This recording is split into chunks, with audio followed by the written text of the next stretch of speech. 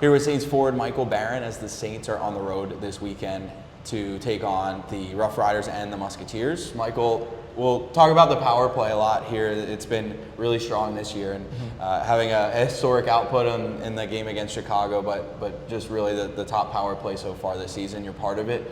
Tell me about what makes a power play unit work well. Yeah, I think from our coaching staff, they create a great plan for us, and they put us individuals in spots that they think we're going to succeed the best. And obviously that night in Chicago, we kind of stuck to the plan and did our jobs.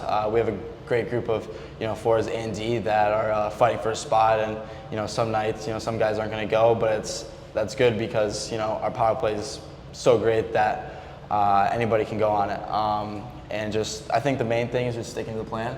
And the plan's going to work out at some point, and if it doesn't, we make changes as is, and we end up capitalizing on it. Part of the plan so far this year is you setting up on that left wing and trying to score from there. You have one against Madison that way. What do you like about playing on the left side there and just trying to get the shot going? Yeah, obviously I like to take the 1-2s when I can. I like those those shot goals that that not everybody can do, but it's great when you can get it off and get it through and score a goal.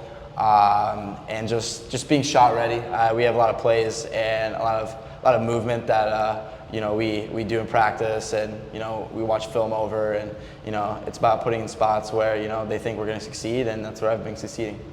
You mentioned a lot of the film and the plays you guys have, and it all really comes down to moving the puck at the right place at the right time. How do you guys try to read those plays and make sure that you're making the right decisions on the power play? Yeah, obviously, we create a plan, and in a game, it's not always going to be perfect. And I think just the people we put out there have such a great mindset of if this isn't working, we can switch it up, and we have great playmakers, great shooters. Like it doesn't matter if the plan isn't going our way, we're going to figure out another way to get the puck to the net and score a goal. Special teams, a lot of times, Coach Dixon talks to us about how it changes momentum in a game, whether you score or not on the power play. When you guys are on the power play, what's the thought process of just trying to make sure that you guys can take control in a game, whether you have it already, keep it, or take it back? Yeah, I think it's it's great if we can score a goal, but if not, I think, like you said, the momentum part, the energy part, getting a lot of shots through, getting a lot of opportunities, it's gonna elevate the energy through the crowd, through a bench, most importantly, and just creating that every time. We're not gonna score every time, but when we don't, the momentum is huge.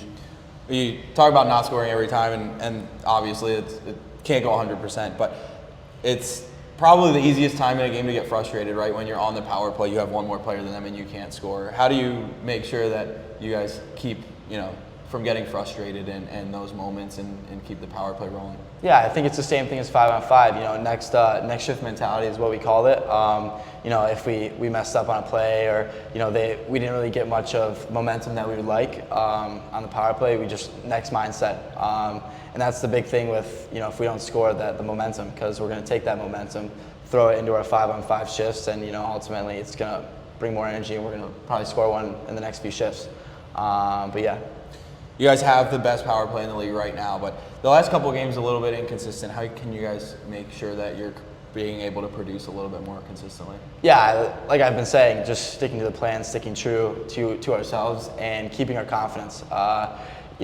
We play a lot of games in this league, get a lot of shifts, get a lot of minutes in practice, and the one thing you can't do is lose your confidence, because you're always going to get another shot, you're always going to get another chance to get out there. So sticking to what we know and sticking to what the coaches put up, and the film they go through, the pre-scout, everything, they know it best. So sticking to it, and eventually it's just going to go on. Last question about the power play. Obviously, you have another player than they do on the ice. It's about finding the space, right, where there's more of it.